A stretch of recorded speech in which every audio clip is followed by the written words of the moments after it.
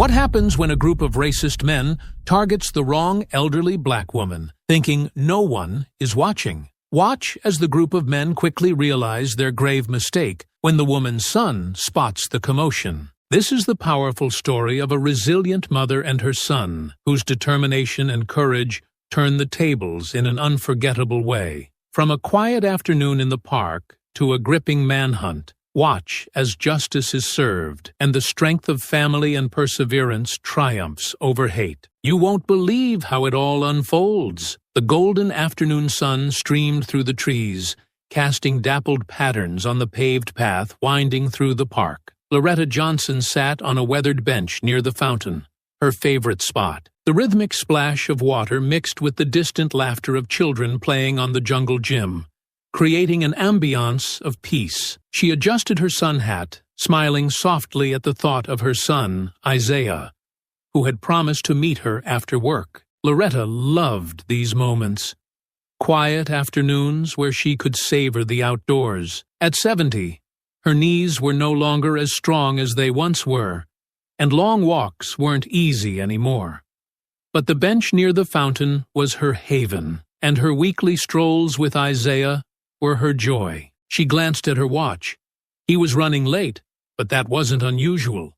His work as an FBI agent often kept him busy, and she didn't mind waiting. A shadow passed over her face, momentarily dimming her smile. 3 men were walking toward her from the other side of the path. Their laughter carried through the air, sharp and jarring, an unsettling contrast to the park's tranquility. They seemed out of place, middle-aged, dressed in rough jeans and scuffed boots, their movements deliberate and eyes scanning the park with an edge of hostility. Loretta's heart sank as she saw them glance her way, their steps slowing. One of them, a wiry man with a sneer that seemed permanently etched onto his face, nudged his larger companion and nodded in her direction. The third man, shorter but no less intimidating, smirked. "Hey, lady," the wiry one called out, his voice tinged with mockery. "Nice day for a stroll, huh?"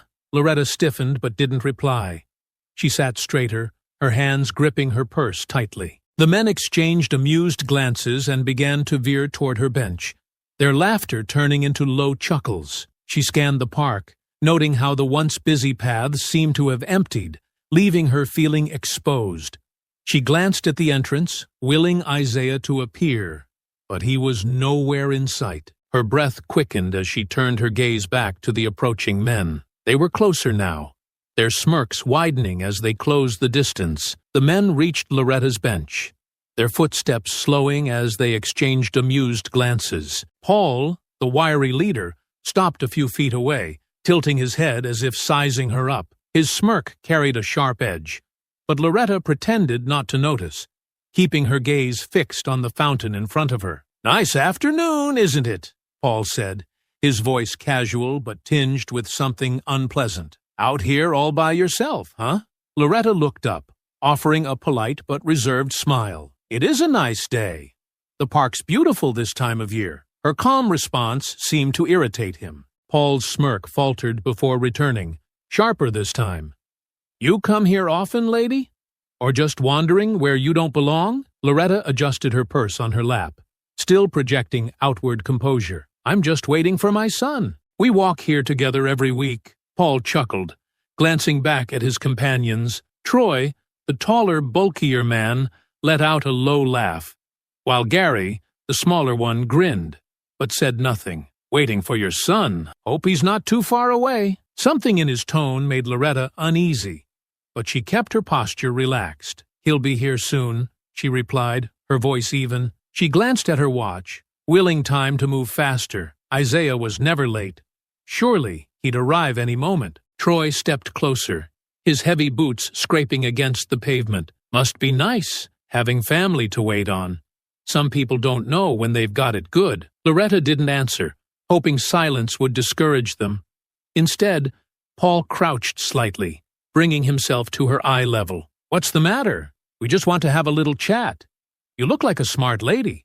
Don't you want to be polite?" Loretta met his gaze, her expression neutral but firm. "I don't see why we need to chat at all." The men exchanged glances, their amusement growing. "Oh, she's got a little attitude," Paul said, standing upright again. "That's okay. We like a challenge." Troy laughed louder this time, moving closer to the bench. "Yeah, we do. Don't we, Gary?" Gary shrugged, still smirking. "She's got some nerve. I'll give her that." Paul's expression darkened slightly. He stepped closer, resting a hand on the back of the bench. "You know, lady, not everyone's so lucky. Some people got to work hard for their spot in the world, but here you are, just sitting pretty. Doesn't seem fair, does it?" Loretta's heart began to beat faster, but she didn't let it show. "Everyone deserves to enjoy the park," she said calmly, though her grip on her purse tightened. She glanced again at the path leading to the park entrance. It remained empty. Paul's sneer returned. "Yeah, sure, everyone. But some people don't belong here, you know?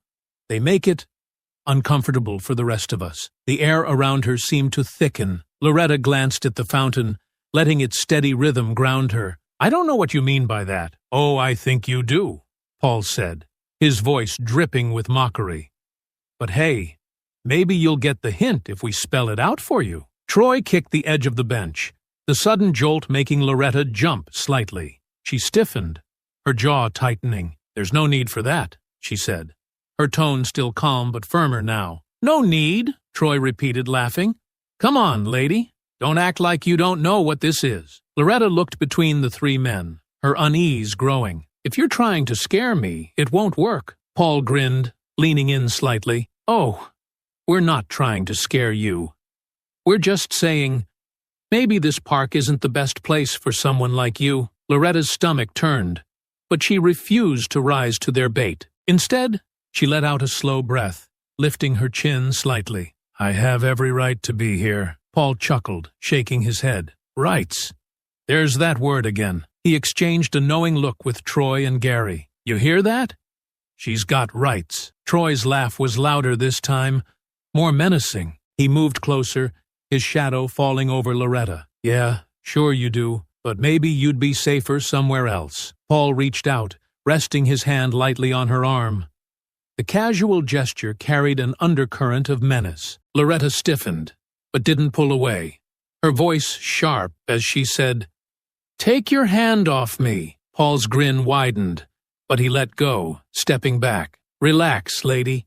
We're just having a little fun." Loretta's breath came quicker now, though she struggled to keep her composure. Her eyes flickered to the park entrance once more.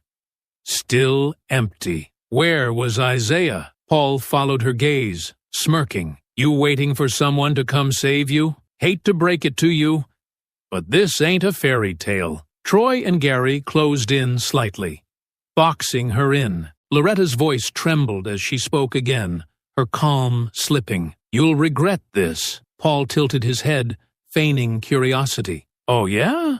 Why's that?" Her answer was quiet, more of a whispered hope than a threat. "Because my son will be here." Paul and the others laughed, their cruel amusement echoing through the park. Paul and the others laughed, their cruel amusement echoing through the park. "Your son, huh?" Paul said, shaking his head as though she'd just delivered the punchline of a joke. "Lady, let me break it to you gently. Your son's not here, and he's not going to save you." Troy leaned against the bench, his arms crossed, looming over Loretta. "Even if he was, what's he going to do? Call the cops? Like they'd believe you over us." "Yeah," Gary added with a chuckle. "They'd take one look at you and figure you're just trying to make trouble. Probably charge you for wasting their time." Paul's smirk widened as he stepped closer, his presence suffocating. "That's the thing about people like you, always thinking someone's going to come running to help. But out here, it's just us, and we make the rules." Loretta's fingers curled around her purse strap, her heart pounding, but she kept her voice calm. "I don't need anyone to help me, and I don't need to explain myself to you." Paul raised an eyebrow, his smirk twitching. "Oh, she's got some fight in her. That's cute, but let's get one thing straight. You're not walking away from here without giving us a little something for our trouble." "What trouble?" Loretta shot back, her tone sharpening. "You came over here uninvited. I didn't ask you for anything." Troy let out a low whistle, shaking his head. "This one's got a mouth on her." Thinks she can talk her way out of this. She's wasting her time, Gary said, eyeing her purse greedily. Why don't we just get it over with? Paul held up a hand, silencing them. Patience, boys. No need to rush. We're just having a conversation, aren't we, lady? He crouched slightly, his face level with hers, the smile on his lips chilling. You wouldn't want to ruin the mood by being rude now, would you? Loretta held her ground, though her grip on the purse tightened. I don't owe you anything, she said firmly. Not my time. Not my belongings. Paul's expression darkened, the faux charm slipping. See? That's the thing. We weren't asking.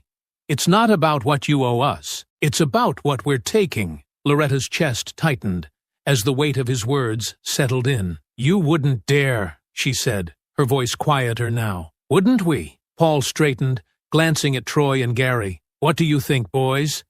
You think the lady's right? Or do you think she's bluffing? Troy chuckled, stepping closer. I think she's got something she doesn't want us to see. Bet she's hiding something good in that bag, Gary added, his grin growing wider. And that necklace? That's got to be worth something. Loretta's hand instinctively rose to her necklace, her thumb brushing against the small ring hanging from the chain. Her voice dropped, carrying a warning. Don't touch me. Paul tilted his head, feigning surprise. Touch you? Oh no, lady. We'd never dream of it. His voice turned cold as he grabbed the bench beside her, leaning in. Unless you make us. Loretta's pulse quickened, but she refused to look away. You're making a mistake, she said, her voice low but steady. Paul laughed bitterly, the sound harsh in the quiet park. Mistake? No, lady. The mistake is you thinking you're untouchable. Out here? Nobody cares. Nobody's coming. Gary shifted behind her, his fingers brushing the edge of her purse strap. Loretta jerked back, but Troy was quicker, stepping in to block her path. You heard him, Troy said, his voice a low growl. Just hand it over, and we'll be on our way. No, Loretta snapped, her grip tightening on the purse. I said no. Paul straightened, his eyes narrowing. Last chance, lady. Don't make us take it. Loretta's hands trembled, but she held firm. You'll regret this, she whispered, her voice laced with defiance. Paul's smirk returned, cruel and triumphant. We'll take our chances. With a quick motion, Troy grabbed the purse, yanking it hard. Loretta's grip faltered, and the bag slipped from her hands. She gasped, her voice rising in protest. Give it back! Gary laughed, rummaging through the bag. What do we have here? Wallet, some cash. Not bad. Don't stop there, Paul ordered, his attention shifting to the necklace. That, too. Loretta raised a hand to protect the chain. No, she said, her voice shaking. You're not taking this. Paul reached for the necklace, his patience wearing thin. It's not up to you, lady. Let her go. The deep, commanding voice froze the men in their tracks. They turned as one, startled by the sudden interruption. Standing at the edge of the path was a tall man, his broad shoulders taut with tension. His eyes burned with restrained fury, his hands clenched at his sides. Paul's grip on Loretta's necklace faltered as he faced the newcomer. And who the hell are you supposed to be? The man stepped closer, his voice low and steady. Her son. Isaiah's words hung in the air like a warning shot, his steady tone daring any of the men to make the next move. Paul tilted his head, his smirk faltering just slightly as he tried to mask the unease in his eyes. Your son, huh? He said, his voice dripping with mockery. Guess she wasn't lying after all. But let me tell you something, tough guy. You're a little late. Isaiah ignored him, his gaze shifting to Loretta. Mom, are you okay? His voice was calm, but the tension simmering beneath it was palpable. Loretta nodded, her trembling hand brushing over the necklace Paul had tried to steal. I'm fine, she said quietly, though her eyes betrayed the fear she had just endured. Now that you're here, Paul laughed, though the sound was more forced than before. Fine? Yeah, she's fine. We were just teaching her a lesson. Some people need a little reminder about who runs things around here. Isaiah's jaw tightened, his body still but coiled like a spring. You call this a lesson? Harassing an elderly woman? Stealing from her? You don't run anything. Troy stepped forward, his bulk adding weight to the conversation. "And what are you going to do about it? Call the cops? Like we said, no one's going to believe her. Or you." Isaiah's eyes flicked toward Troy, his expression unchanging. "Try me." Gary shifted uncomfortably behind the others, his earlier bravado slipping. "Maybe we should just let it go, Paul. We got the purse, didn't we?" Paul spun around, his glare cutting into Gary. "You think this is about the purse? It's about respect. Something people like them don't deserve unless they're taught the hard way." Isaiah stepped forward, closing the distance between himself and Paul. "Respect? Is that what you call this?" His voice dropped, his calm tone laced with steel. "You don't even know the meaning of the word." Paul squared his shoulders, stepping forward to meet Isaiah. The space between them was almost non-existent now, their gazes locked like opposing forces about to collide. "Big words for someone who's outnumbered," Paul sneered. Isaiah didn't flinch. "Outnumbered doesn't mean outmatched." The tension was thick enough to cut as the two men stared each other down. Loretta clutched her purse tightly, her breathing shallow as she watched the scene unfold. "Isaiah, please," she said softly, her voice strained with worry. Paul let out a short laugh, motioning toward Troy and Gary. "Hear that? She's worried about you. Maybe she should be." He leaned in slightly, his voice dropping to a taunting whisper. "You really think you can scare us? You don't belong here. Neither of you do." Isaiah's fists clenched at his sides, the restraint he was holding on to growing thinner with every second. "You don't get to decide where we belong, and you're not walking away from this." Troy chuckled, cracking his knuckles. "You think you're going to stop us? There's 3 of us, and 1 of you. Pretty sure we win that fight." "Maybe we should show him," Paul said, his voice brimming with false confidence. "Teach him the same lesson we were teaching her." Isaiah tilted his head slightly, his sharp gaze sweeping over the 3 of them. "You don't want to do that." "Why not?"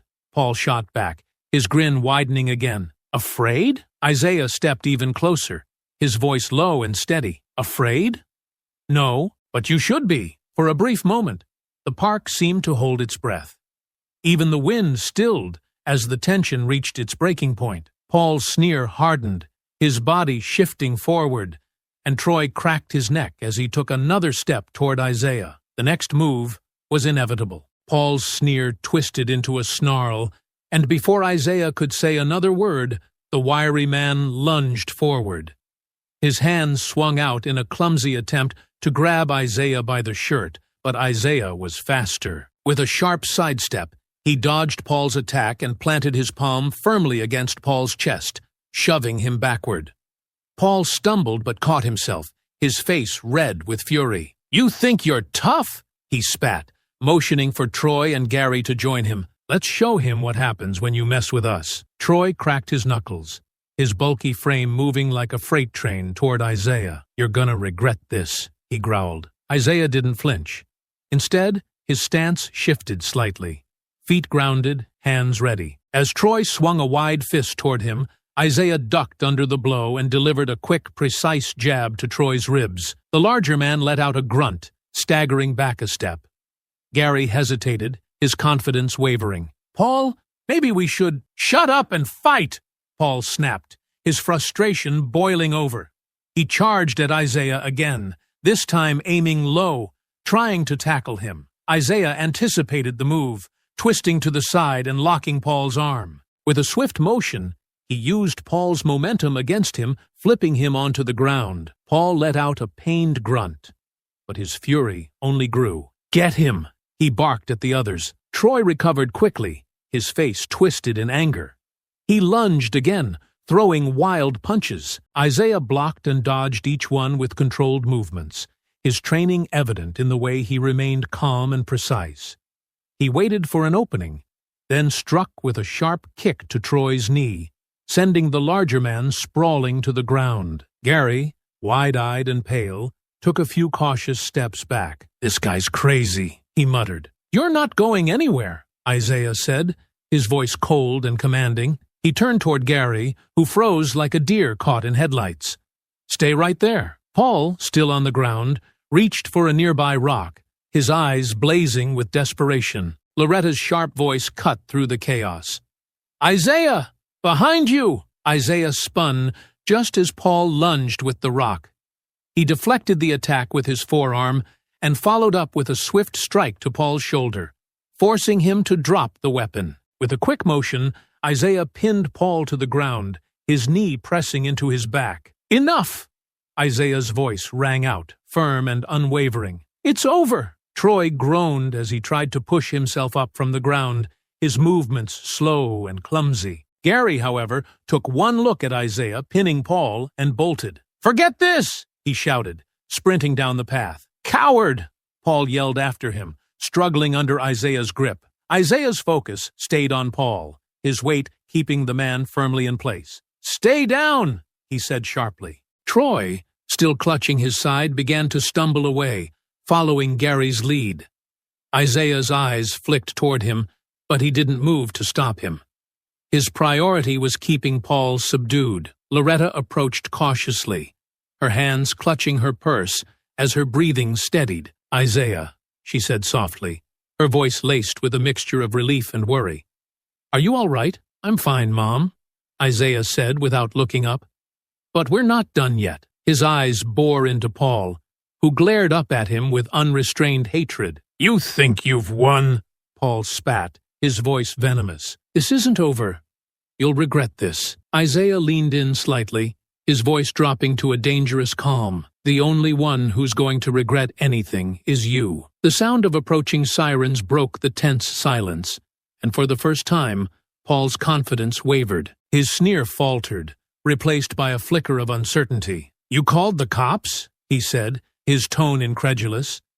Isaiah's gaze didn't waver. "They're not here for a chat." Paul let out a bitter laugh, though it lacked his earlier bravado. "You'll see. They'll let me go. They always do." Isaiah's jaw tightened, but he didn't respond. Instead, he turned to Loretta. "Stay close to me. It's almost over." The faint wail of the sirens grew louder, signaling the arrival of justice, or the beginning of the next chapter in their fight for it. The wail of the sirens grew louder, the flashing red and blue lights casting fleeting shadows across the park. Isaiah kept his knee pressed firmly against Paul's back, his eyes steady on the path where the officers would appear. Loretta stood nearby, clutching her purse, her expression a mix of relief and quiet resolve. Two uniformed officers rushed into view, their hands hovering near their holstered weapons as they took in the scene. A wiry man pinned to the ground, another limping away in the distance, and an older woman standing nearby. "What's going on here?" the lead officer demanded, his sharp tone cutting through the tension. His eyes flicked to Isaiah, clearly assessing him as a potential threat. Isaiah raised one hand slowly, keeping the other firmly planted on Paul's back. "Officer, this man assaulted my mother and attempted to rob her." His voice was calm and authoritative, his words measured. "I detained him to prevent further harm." Paul, despite his position, managed a bitter laugh. "Detained? You attacked me. They're going to lock you up for this." Isaiah's lips tightened, but he didn't respond to Paul's outburst. Instead, he directed his attention back to the officers. "I have witnesses and evidence, and I'm prepared to give a full statement." The lead officer hesitated, glancing between Isaiah and Paul, who was writhing beneath Isaiah's knee. "We'll need you to step back, sir, so we can take control of the situation." Isaiah nodded and stood, lifting his hands to show he was compliant. As he stepped away, Paul scrambled to his knees, rubbing his shoulder and glaring at Isaiah with unbridled hatred. "You're done. You hear me?" he spat. "They'll take my word over yours any day." Isaiah reached into his jacket slowly, pulling out a leather badge case. With a flick of his wrist, he opened it, revealing the unmistakable insignia of the FBI. "Special Agent Isaiah Johnson," he said, his voice steady, "and I suggest you think very carefully about your next move." Paul froze, his sneer evaporating as the weight of Isaiah's words settled over him. His eyes darted to the badge, then back to Isaiah, disbelief and fear flickering across his face. "FBI?" he muttered, his voice barely audible. The lead officer's demeanor shifted instantly. His hand dropped from his weapon, and he straightened. "Agent Johnson," he said, nodding respectfully.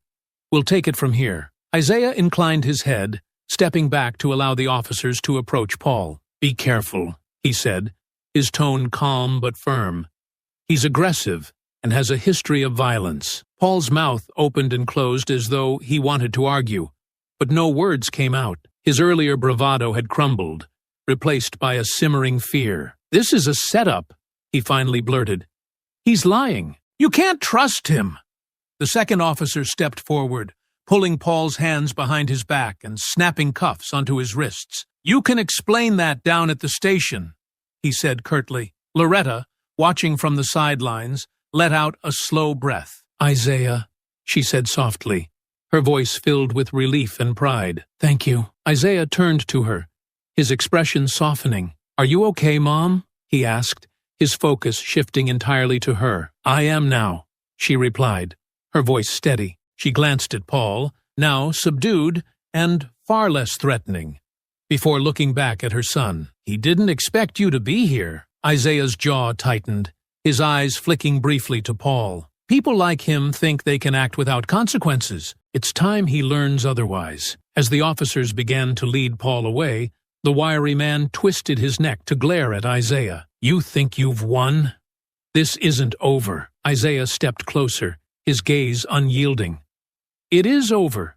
For now. But trust me, the next time we meet, you'll be wishing you had walked away when you had the chance." Paul didn't respond, his shoulders slumping slightly, as the officers guided him toward the patrol car. The sound of the door slamming shut echoed through the park, punctuating the shift in power. Isaiah turned back to Loretta, his expression softening once again. "Let's get you home." Loretta nodded, her fingers brushing against the chain around her neck. "I'm ready." Together, they began walking toward the park entrance, the tension of the moment giving way to the quiet resolve of what would come next.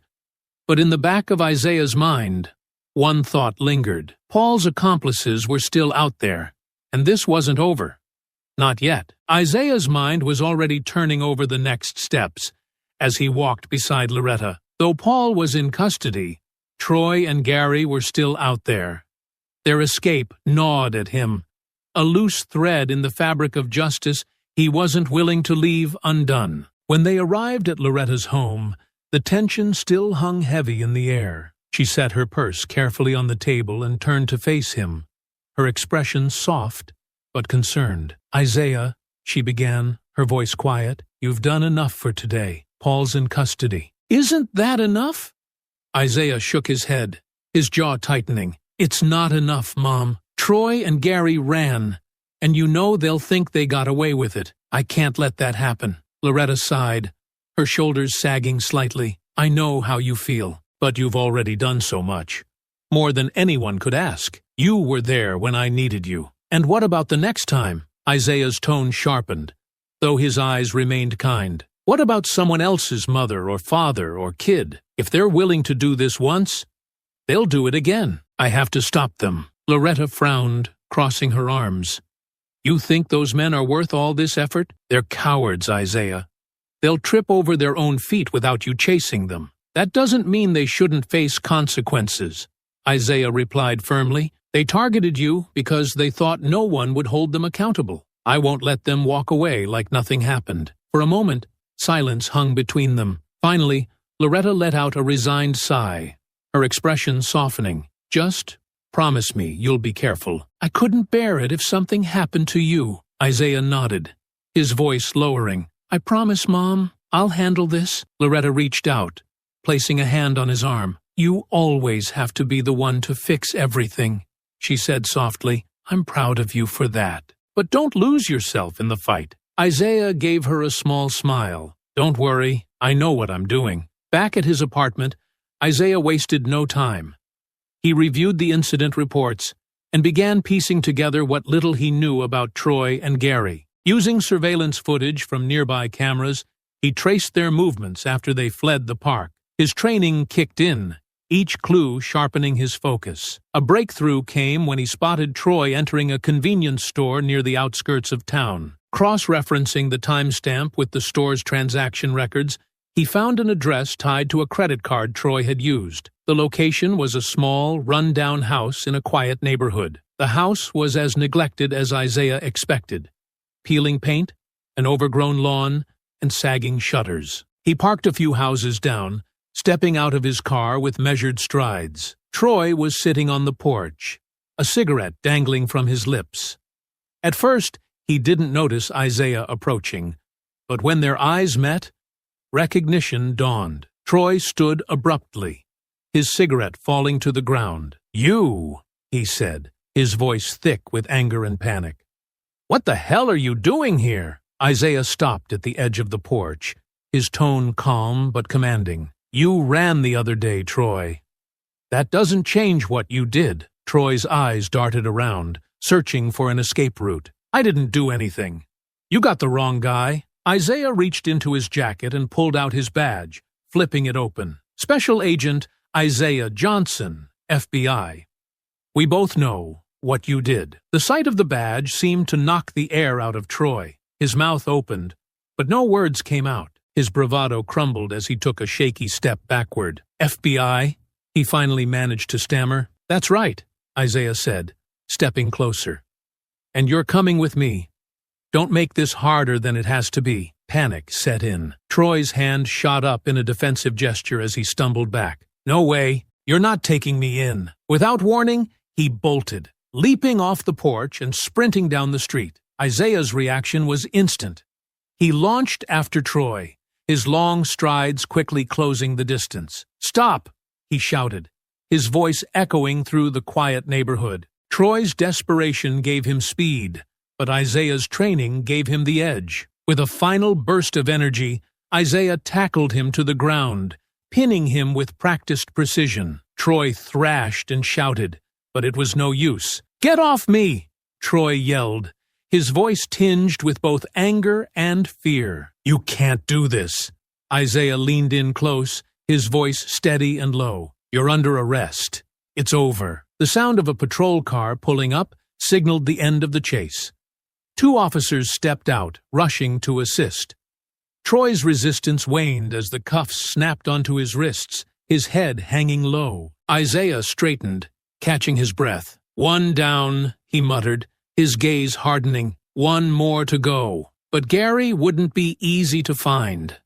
Isaiah knew the man was a follower, not a leader, but that made him unpredictable and potentially dangerous if cornered. He needed more information, and there were two people who might have it. The fluorescent lights in the interrogation room buzzed faintly, a constant hum that seemed to amplify the tension in the small space. Troy sat slouched in the metal chair, his cuffs glinting under the harsh light. His earlier defiance was gone, replaced by the nervous twitching of his fingers and the occasional dart of his eyes toward the mirror. Isaiah stepped inside, his calm demeanor masking the simmering anger beneath the surface. He set a slim folder on the table, pulling out a chair and sitting across from Troy with deliberate slowness. "Let me save you some time," Troy said, his voice tight. "I don't know where Gary is." Isaiah didn't respond immediately. Instead, he opened the folder, sliding a photo of Troy and Gary at the park across the table. "You expect me to believe that?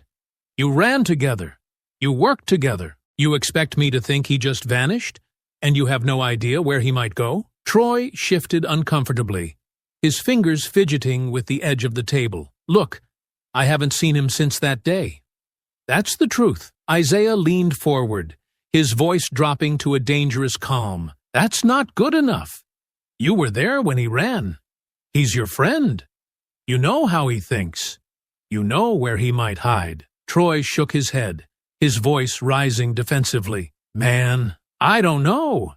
Gary doesn't tell me everything. He's not the type to stick around. He's probably halfway out of the state by now." Isaiah's gaze didn't waver. "If you're lying, Troy, I'll find out, and when I do, you'll wish you'd cooperated." Troy swallowed hard, glancing at the photo again. "I swear, I don't know for sure.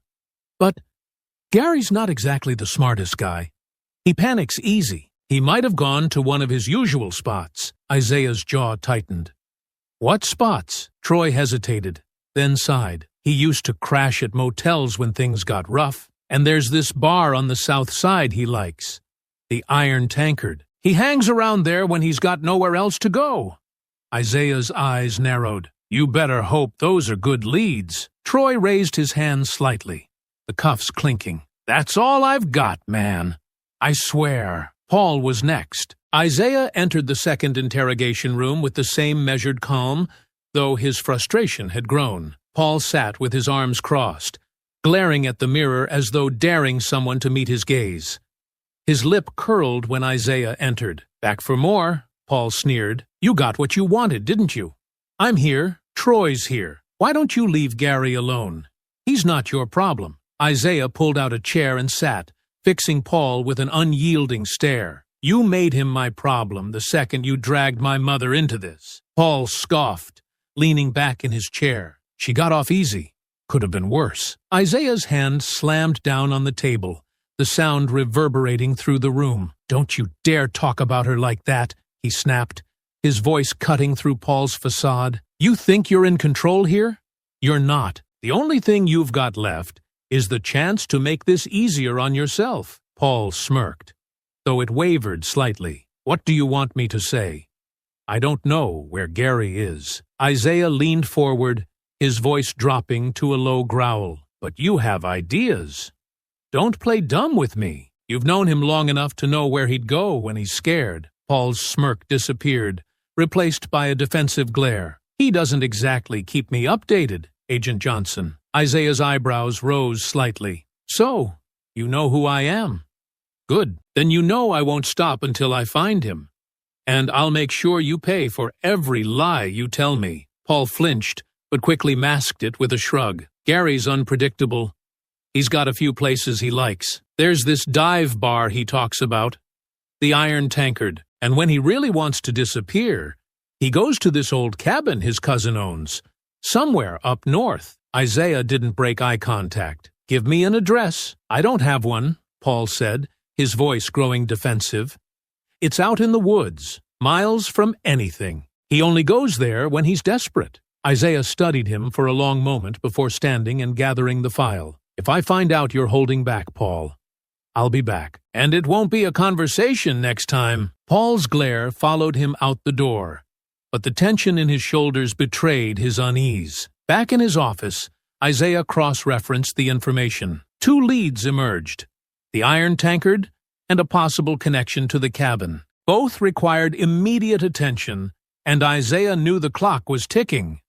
Gary wouldn't stay hidden for long. Isaiah parked a few blocks away from the Iron Tankard, a dive bar that looked every bit as run down as he'd expected. Its cracked neon sign flickered erratically, and the faint sound of laughter and clinking glasses spilled into the night. Isaiah remained in his car for a moment, watching the patrons come and go, scanning each face for Gary. The bar was one of the places Troy and Paul had mentioned, exactly the kind of spot where someone like Gary would lay low. Isaiah stepped out of his car, his FBI badge tucked out of sight, and approached the entrance with measured steps. The air smelled of stale beer and cigarette smoke as he pushed open the heavy wooden door and stepped inside. The interior was dimly lit, the haze of smoke hanging low over sticky floors and mismatched furniture. A handful of patrons sat at the bar, nursing their drinks, while a small group played pool in the back corner. Isaiah's eyes swept over the room, his trained gaze picking apart details until he spotted a figure hunched over a beer at the far end of the bar. Gary. Isaiah's chest tightened with focus. He walked slowly toward him, weaving through the tables and ignoring the curious glances of the other patrons. As he neared, Gary glanced up, his eyes widening as recognition flashed across his face. Gary's reaction was instant. His chair scraped against the floor as he bolted upright, knocking over his drink. "No, no, no," he muttered, stumbling backward as Isaiah closed the distance. "Gary," Isaiah said, his voice firm and calm, though his presence radiated authority, "it's over. Don't make this harder than it has to be." Gary's hands shot up defensively, his breathing ragged. "I didn't do anything. This isn't about me. It was Paul. Paul's the one you want." Isaiah's expression didn't waver. Paul's in custody, and so is Troy. You're the last one. Sit down, and we'll talk about how this ends." Gary's eyes darted around the room, panic setting in, as he realized he was cornered. The bartender and a few patrons were watching now, their curiosity piqued. "I'm not going with you," Gary said, his voice shaking. "You're not taking me in. You don't have a choice," Isaiah said evenly, his tone unwavering. "You can cooperate, or we can do this the hard way." For a moment, Gary froze, his panicked gaze flicking between Isaiah and the exit. Then, with a desperate grunt, he shoved a nearby table toward Isaiah and bolted for the back door. Isaiah reacted instantly, sidestepping the table and sprinting after him. "Stop, Gary!" he shouted, his voice echoing through the bar. Patrons scrambled out of the way as the chase spilled into the alley behind the building. The cold night air hit Isaiah's face as he emerged into the narrow alley, Gary already a few steps ahead, his feet pounding against the pavement. Isaiah's training kicked in as he closed the distance, his movements precise and controlled. "Gary, stop now!" Isaiah shouted again, his voice cutting through the night. Gary glanced over his shoulder, his face a mask of fear. "Leave me alone," he yelled, his desperation fueling his flight. He darted around a dumpster, nearly losing his footing as he turned sharply into a side street. Isaiah stayed on him, his breathing steady despite the exertion. Gary's movements were erratic, each turn and stumble betraying his growing exhaustion. Finally, in an empty lot bordered by chain-link fencing, Gary's luck ran out.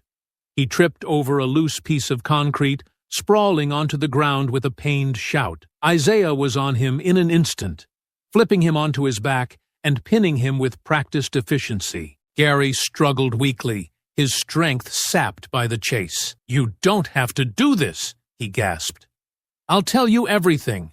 Just don't take me in." Isaiah pulled out his cuffs, his voice firm. "You've had plenty of chances, Gary. This is over." The click of the cuffs locking around Gary's wrists seemed to drain the fight from him. He slumped against the pavement, his chest heaving as he muttered under his breath. "Paul said we wouldn't get caught." "He said." Isaiah ignored him, hauling him to his feet. The sound of approaching sirens signaled the arrival of the backup he had called during the chase. Gary's eyes widened at the flashing lights, his defiance giving way to despair. As the officers took Gary into custody, Isaiah stood back, watching in silence. His breathing was steady, but his mind raced. The hunt was over, but the fight for justice wasn't finished yet. He pulled out his phone, dialing the precinct. "I've got him," he said, his voice calm but resolute. "It's time to make sure they all face what's coming." The next morning, Isaiah parked outside Loretta's modest home, his body still carrying the tension from the night before. The capture of all three men brought a measure of relief, but he knew the journey was far from over. He carried a file folder under his arm as he walked up the front steps and knocked on the door.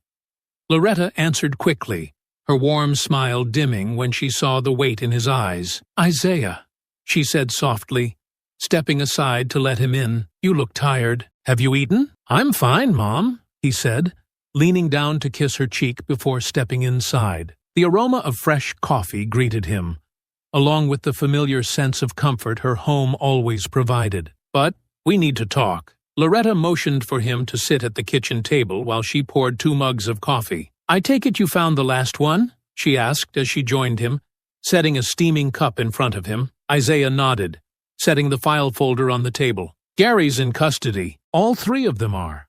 But it's not enough to just arrest them. The case against them needs to be airtight, and your testimony will make all the difference." Loretta's fingers tightened around her mug as she absorbed his words. Her eyes were steady, but there was a flicker of hesitation. "You want me to press charges?" "I don't want you to do anything you're not ready for," Isaiah said carefully. "But if we're going to make sure they face justice, we need your voice.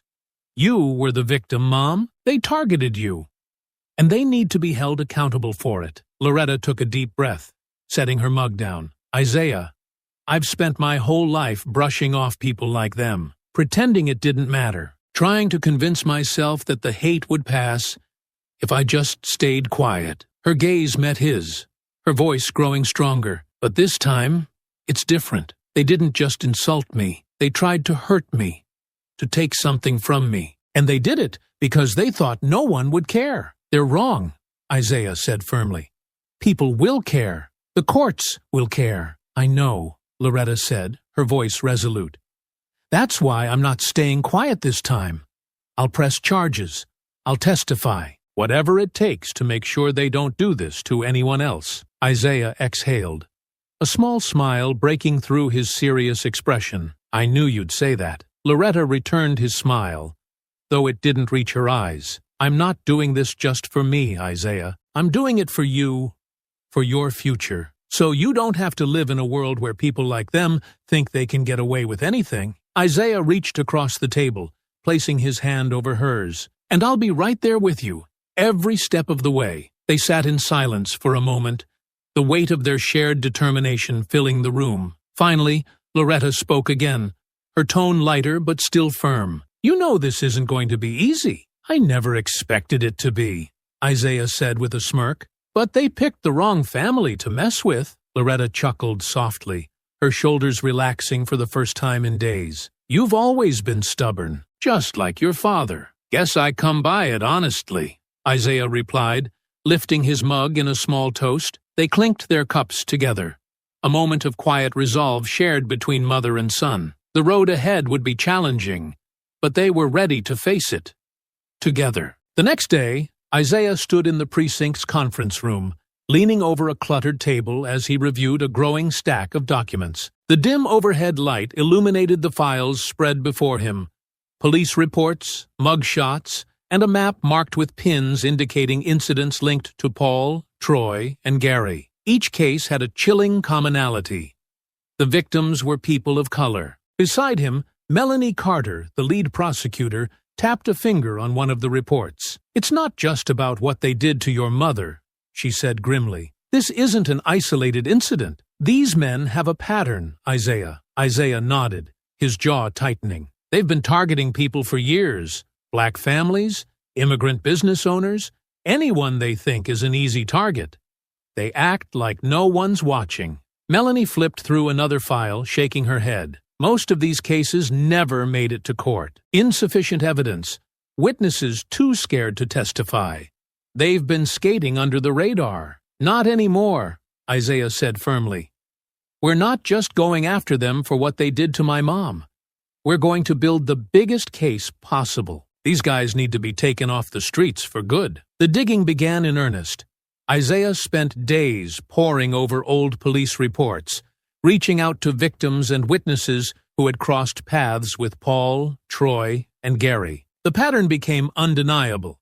The trio specifically targeted people they thought wouldn't or couldn't fight back. One report detailed a harassment incident outside a grocery store, where Paul and Troy cornered a young Hispanic man and accused him of stealing. When the man tried to leave, they blocked his path, shouting racial slurs until a bystander intervened. Another case involved an elderly black couple whose home had been vandalized with racial epithets spray-painted across their fence. Though no one had been charged, neighbors had seen Paul and Gary lurking in the area. Isaiah tracked down one of the victims, a cashier at a convenience store who had been harassed and assaulted by the trio. When he met her at the store, her expression was wary as he introduced himself. I know this is painful, Isaiah said gently.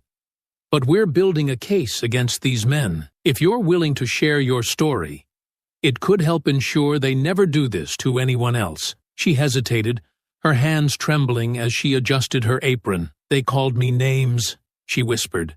Said I didn't belong here. When I told them to leave, they threw cans at me.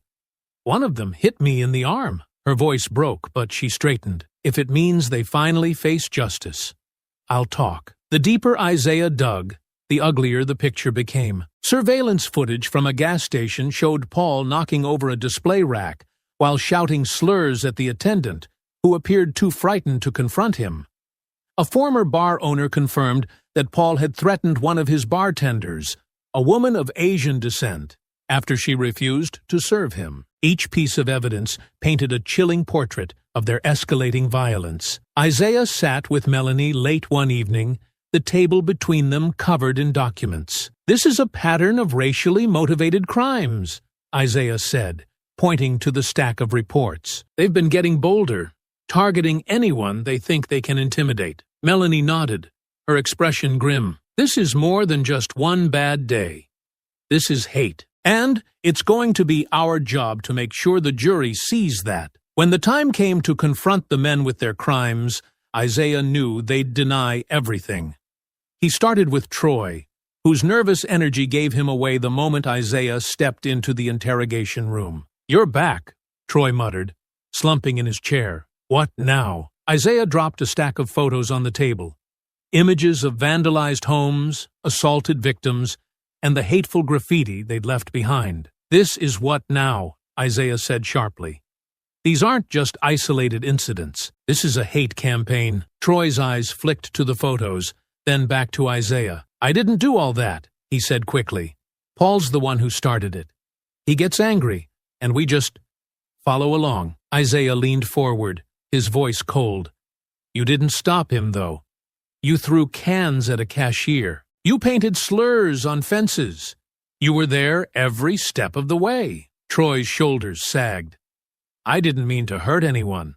It wasn't my idea." "It doesn't matter whose idea it was," Isaiah said firmly. "You're just as guilty. The only way you help yourself now is by coming clean. Tell us everything." Troy hesitated, his eyes darting to the mirrored glass. Finally, he let out a shaky breath. "Okay," he muttered. "I'll talk." The information Troy provided only deepened the case. He recounted Paul's rants about teaching lessons to people he claimed didn't belong in their town. He described how Paul had orchestrated most of the attacks, with Troy and Gary acting as willing enforcers. As Isaiah left the interrogation room, he glanced back at Troy. The man looked smaller now, the weight of his actions finally sinking in. "Paul won't protect you," Isaiah said. "The only thing you can do now is tell the truth." The atmosphere in the second interrogation room was charged with tension. Paul sat across the table, his defiant posture a stark contrast to Troy's earlier nervousness. His lips curled into a sneer as Isaiah entered, shutting the door behind him. Paul leaned back in his chair, his cuffs clinking softly as he folded his arms. "Well, if it isn't the hero," Paul drawled, his tone laced with mockery. "What are you here for now?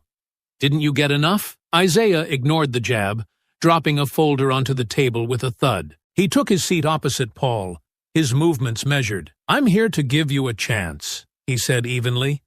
"A chance to explain yourself before the evidence does it for you." Paul chuckled, shaking his head. "Oh, I get it. You think you've got me all figured out, don't you? Think you're gonna pin everything on me?" Isaiah opened the folder, revealing a collection of photos, reports, and transcripts.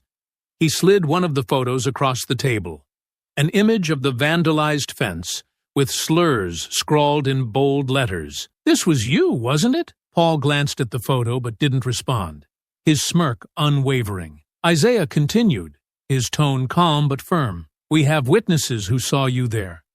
Your fingerprints are on the spray Can we recovered, and Troy's already confirmed you led the group." At the mention of Troy, Paul's smirk faltered. "Troy's a coward," he snapped. "He'll say anything to save his own skin." "Maybe," Isaiah said, leaning forward slightly. "But the evidence doesn't lie. We know this wasn't an isolated incident. You've been targeting people, black families, immigrant-owned businesses, anyone you thought couldn't fight back." Paul scoffed, though the flicker of unease in his eyes didn't escape Isaiah. "You don't know a damn thing about me." "I know you've spent years trying to make people feel powerless," Isaiah said, his voice hardening. "And now that you're the one caught, you can't handle it." Paul's jaw tightened, but he quickly masked it with another sneer. "You think you're better than me? You think locking me up will change anything? It'll stop you from hurting anyone else," Isaiah shot back. "And it'll show people like you that there are consequences." Paul leaned forward, his eyes narrowing. "You think the system cares about your justice?" "I've been through this before, Agent Johnson. I'll be out in no time." Isaiah's gaze didn't waver. Not this time. We're not just charging you for what you did to my mother. We've got a string of racially motivated crimes tied to you. Vandalism, harassment, assault. Each one a nail in your coffin. Paul's bravado cracked, his smirk fading. You think you're so smart, he muttered, his voice lower now, but you don't know everything. Isaiah seized on the shift, his tone sharpening. Then why don't you enlighten me, Paul? If you've got something to say, now's your chance. Paul hesitated, his defiance wavering. He glanced at the folder, then back at Isaiah. Gary's the one you want, he said finally. He's the one who loses control. I just keep things in line. Isaiah raised an eyebrow, his expression skeptical. You're trying to pass the blame onto Gary? That's rich. Everyone knows you're the ringleader. Paul slammed his fists against the table, the cuffs rattling loudly. I didn't force anyone to do anything. They followed me because they wanted to. Gary's just as guilty as me, maybe more. Isaiah leaned back, his calm demeanor unshaken. Good. You can tell the jury all about it. Paul glared at him, his breathing heavy, but said nothing more. Isaiah stepped out of the interrogation room, his mind racing as he processed Paul's words. The man's attempt to deflect responsibility only reinforced what Isaiah already knew. Paul was the linchpin of their operation. The testimonies from Troy and Gary would cement the case, but Paul's downfall would come from his inability to admit he'd lost control. Back in the precinct's conference room, Isaiah met with Melanie to review the latest developments. Paul's digging his own grave, Isaiah said, handing over his notes. He's trying to shift blame onto Gary, but we've got enough to show he was the one calling the shots. Melanie flipped through the notes, nodding. Troy's confession is solid, and the pattern of racially motivated crimes ties everything together. With Paul's arrogance, we might even get him to incriminate himself further on the stand. Isaiah's jaw tightened. Let's make sure we're ready for that. I don't want him slipping through the cracks. Melanie smiled faintly. With this much evidence, he won't. The precinct conference room had become Isaiah's second home. The table was covered with files, photographs, and stacks of handwritten notes.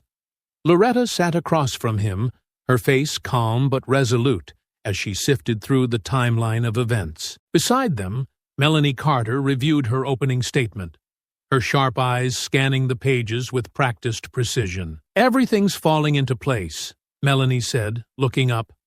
We've got Troy's confession, surveillance footage, the vandalism reports, and Loretta's testimony. The jury will see exactly what kind of people we're dealing with. Loretta nodded, though a shadow of doubt crossed her face. It's just, they're going to try to make me look unreliable, aren't they? Isaiah leaned forward, his voice steady. They'll try, but they can't twist the truth, Mom. You've been nothing but honest from the start. Just stick to the facts.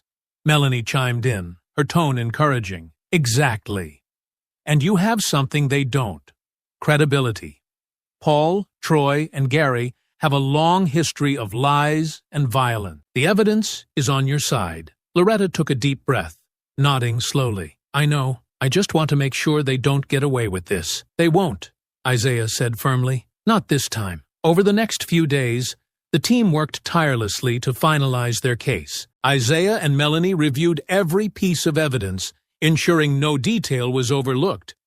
They interviewed witnesses, refining their statements, and pieced together a cohesive narrative that would resonate with the jury. One night, as Isaiah sat alone in the conference room, he reviewed Troy's confession again. His words painted a chilling picture of Paul's manipulative nature and the trio's long history of targeting vulnerable communities. They didn't belong here, Troy had said, his voice shaking. That's what Paul always said, that it was up to us to teach them a lesson. Isaiah's fist clenched as he read the transcript. The hate behind those words was palpable, and it fueled his determination to see this through. At Loretta's home, Isaiah helped her prepare for her testimony. They sat at the kitchen table, a steaming cup of tea in front of each of them.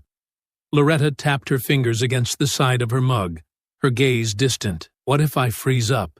She asked quietly. What if I can't find the right words? Isaiah reached across the table, placing his hand over hers. You won't. You've already lived through the worst part of this. Now it's about telling your story. Just speak from the heart, and the truth will come through. Loretta smiled faintly, her grip tightening around his hand. You've always believed in me, even when I doubted myself, and I always will, Isaiah said. You're stronger than you think, Mom. They rehearsed her testimony late into the evening, going over potential questions and practicing responses. Isaiah played the role of the defense attorney, pushing her with difficult questions to ensure she was prepared for anything. By the end, Loretta's confidence had grown, her voice steady and sure. The prosecution team also prepared for the testimony of the accomplice who had turned on Paul. Isaiah worked closely with Melanie to ensure Troy's confession would hold up under scrutiny. They anticipated the defense's attempts to discredit him and built a strategy to counter every possible angle. He's not a saint, Melanie admitted during one strategy meeting, but his testimony is crucial. If we present it right, the jury will see him for what he is. Someone who's finally come clean, even if it's out of fear. Isaiah nodded. Paul will try to paint him as a liar, but the evidence backs him up. The pattern of behavior is undeniable. As the trial date approached, the weight of the case settled over all of them. Loretta maintained her quiet strength, her resolve unwavering despite the emotional toll. Isaiah worked late into the nights, driven by the need to see justice served, and Melanie, sharp and methodical, ensured that every detail was accounted for. On the eve of the trial, Loretta and Isaiah sat together in the living room, the hum of the television filling the silence. Isaiah leaned back on the couch, his eyes fixed on the ceiling. You've been working non-stop, Loretta said softly.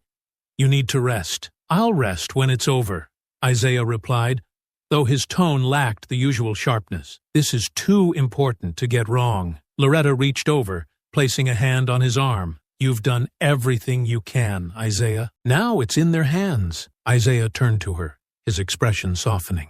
We've done everything we can.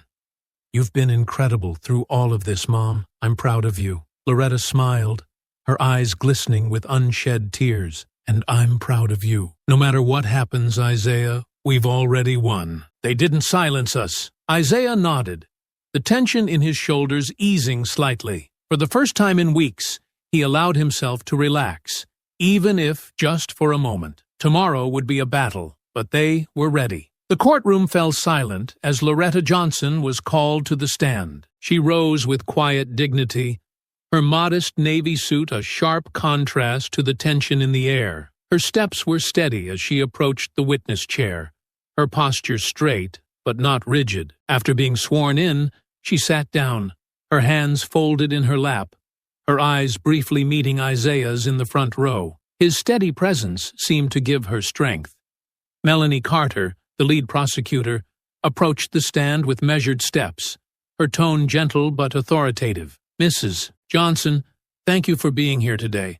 I know this hasn't been easy for you. Loretta nodded, her voice calm as she replied, I'm here because it's the right thing to do. Melanie gave a slight nod before beginning. Let's start with that day in the park. Can you describe what you were doing? Loretta took a deep breath, her voice steady but tinged with emotion. I was sitting on a bench, waiting for my son. It was a nice afternoon, and I thought the park would be a peaceful place to meet. I didn't think anything of it. And what happened while you were sitting there? Melanie asked, stepping closer to the jury as she spoke. Loretta's hands tightened slightly in her lap. 3 men walked over to me, she said, her tone sharpening. At first, I thought they were just passing by, but they stopped right in front of me. That's when they started talking. Talking?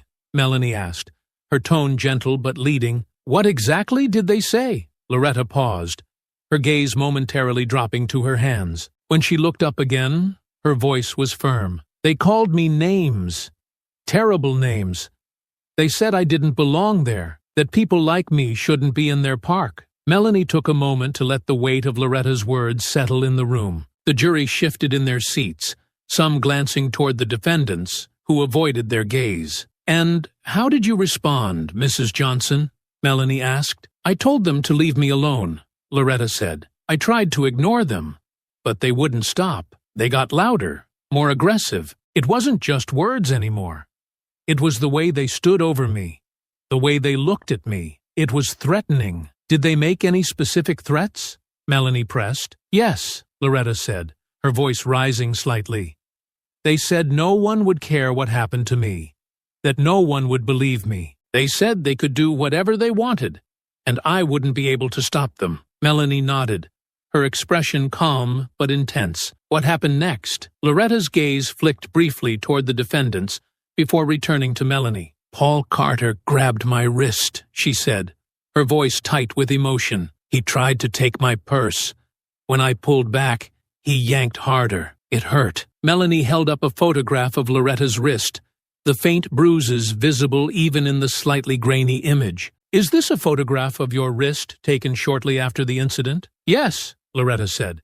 It's from when they documented the injuries. Melanie placed the photo on the evidence table, letting the jury get a good look at it. What about the others? Did they assist Paul? They stood there, Loretta said, her voice tinged with frustration. They didn't try to stop him. One of them laughed. The other one blocked me from getting up.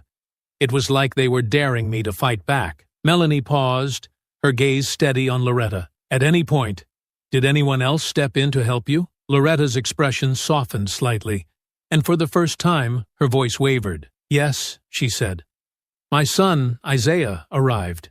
He stopped them before it got worse. Melanie smiled faintly. Your son stepped in and defended you. Loretta nodded, her hands tightening in her lap.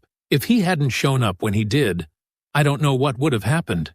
They weren't going to stop on their own. Melanie walked to the jury box, her tone steady but firm. Mrs. Johnson, can you tell the jury how this experience has affected you? Loretta took a deep breath, her voice steady but filled with emotion. I've lived a long life, she said, and I've faced racism before. But this was different. It wasn't just hateful words. It was the way they made me feel like I didn't matter, like I wasn't even human. It's something I'll never forget. She turned her gaze directly to the jury, her voice rising slightly. But I refuse to let them silence me. That's why I'm here. Because what they did was wrong.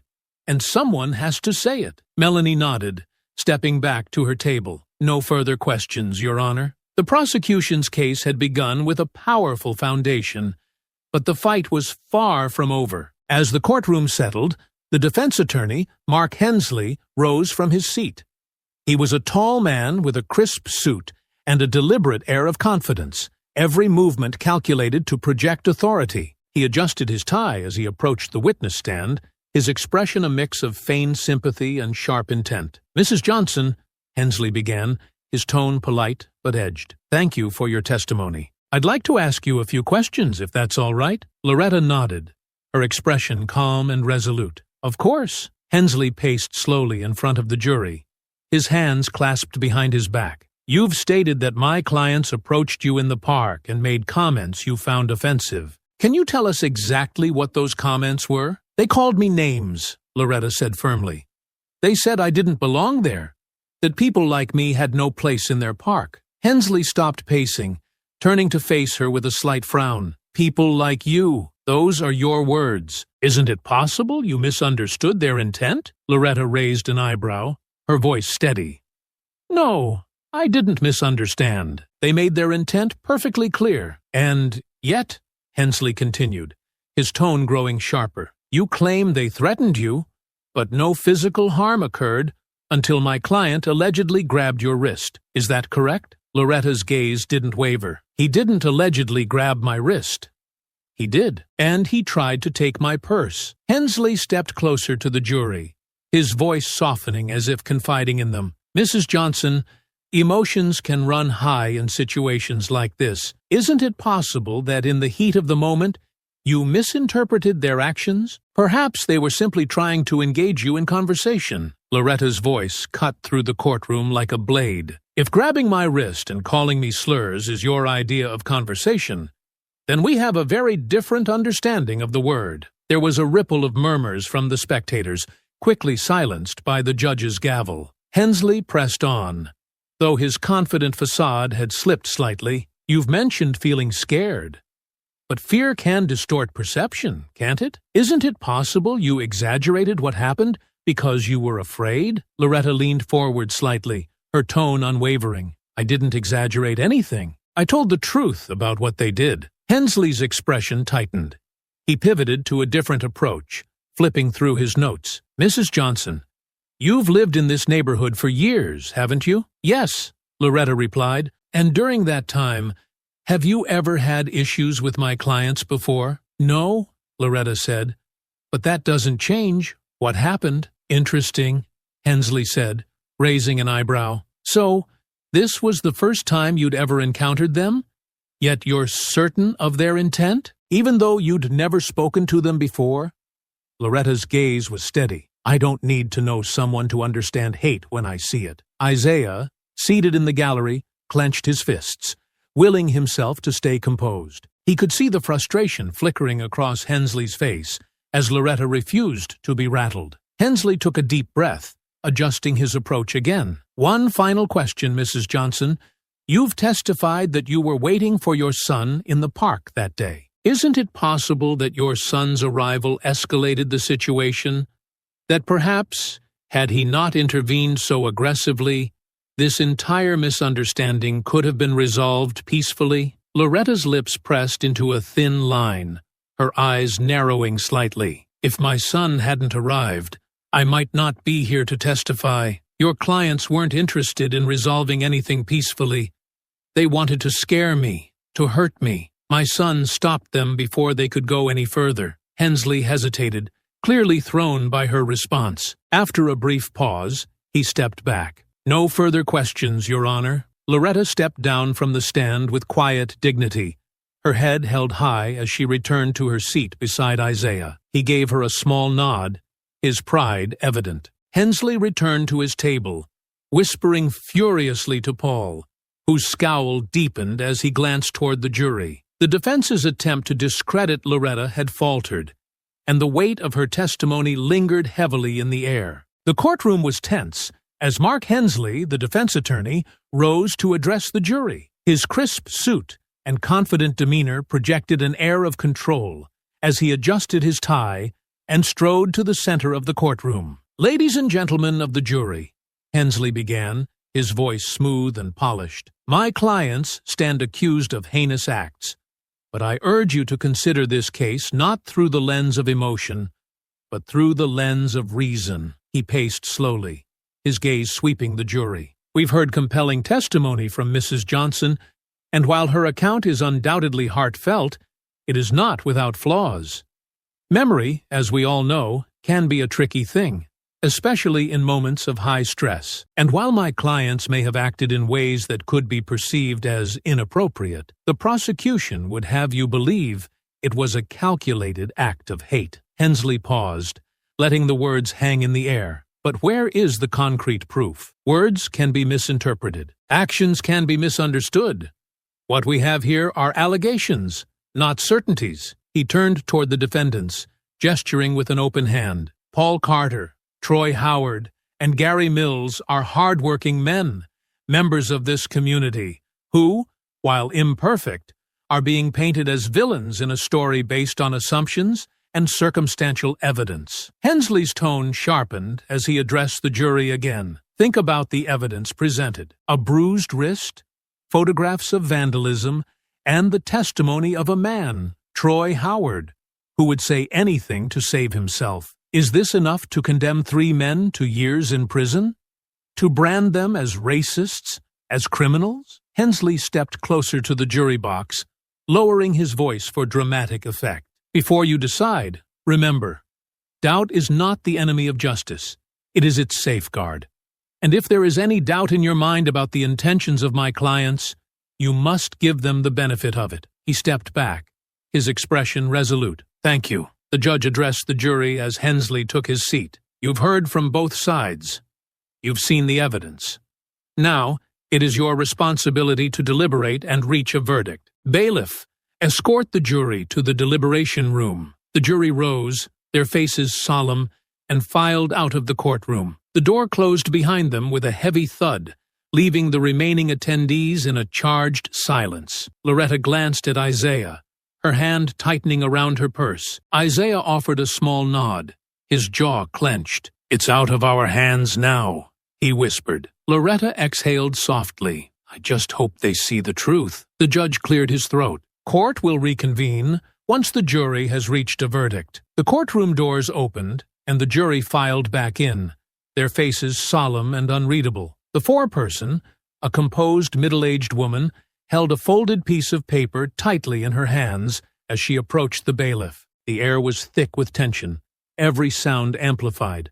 The rustling of the paper, the shuffle of feet, the faint creak of chairs as everyone adjusted to the weight of the moment. Isaiah sat beside Loretta, his hands clasped tightly in his lap. He glanced at her, noting the calm determination in her face. Though her hands trembled slightly, her resolve was unshaken. "Whatever happens, Mom," he whispered, "we've done everything we can." Loretta nodded, her gaze fixed on the jury box. "I know. I just hope it's enough." "All rise," the bailiff announced, and the room collectively stood as the judge entered. Once seated, the judge gestured toward the jury. "Ladies and gentlemen, have you reached a verdict?" The foreperson stood, her expression steady but serious. "We have, Your Honor." "Please pass the verdict to the bailiff." The foreperson complied, handing over the folded piece of paper.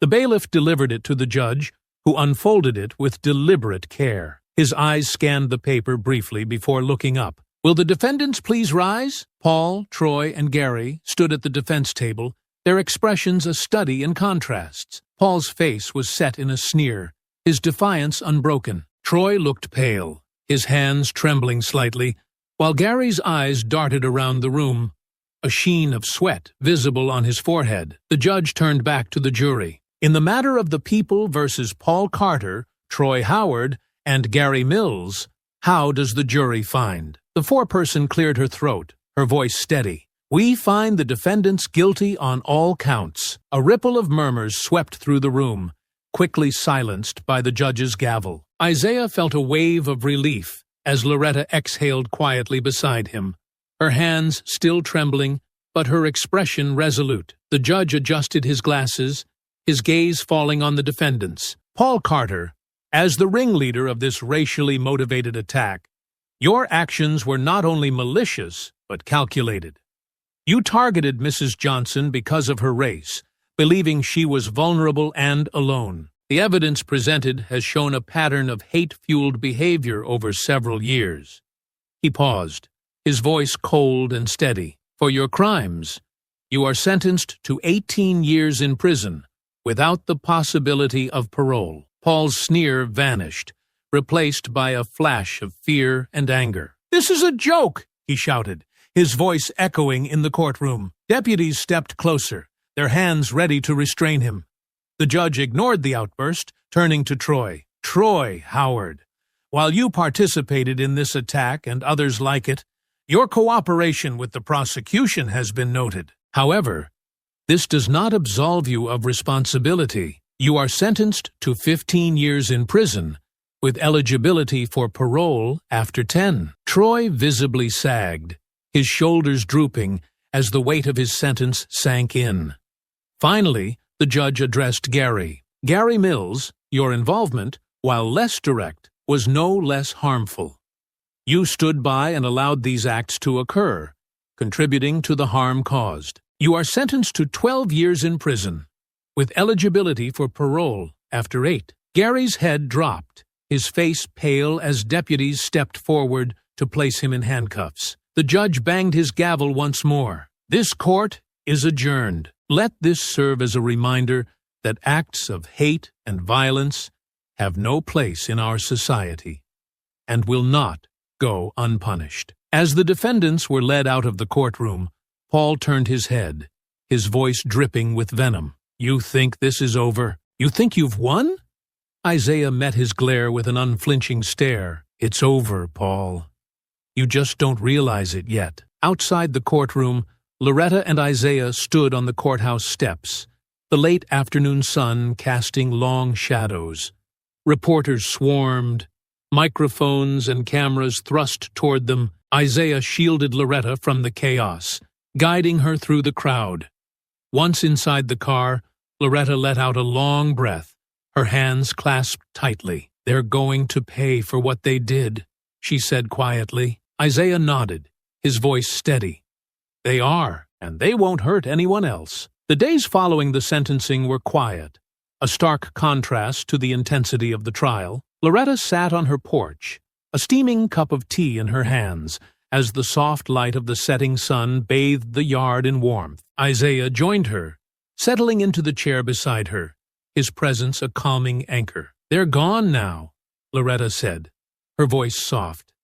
"Locked away, where they can't hurt anyone else." Isaiah nodded, his gaze on the horizon. "It doesn't erase what they did, but it stops them from doing it again. That's something." Loretta sipped her tea, her hands steady now. "I've lived with this kind of hate for a long time, Isaiah, but standing up in that courtroom, it felt different. Like I wasn't just fighting for myself, but for everyone who's ever felt the same way." "You were incredible, Mom," Isaiah said, his voice filled with quiet pride. "You didn't just stand up for yourself. You showed people that silence isn't the only option." She turned to him, her smile faint but genuine. "And you, Isaiah. You've been my rock through all of this. I don't know how I would have done it without you." Isaiah leaned back, his expression contemplative. "We did it together, and now, maybe, things will start to change." Loretta nodded, her eyes glistening. "Maybe, and if not, we'll keep fighting, for the next person, and the one after that." The two sat in silence for a while, the weight of the past weeks slowly lifting. The world outside still held its challenges, but for now, in this moment, they had found a measure of peace.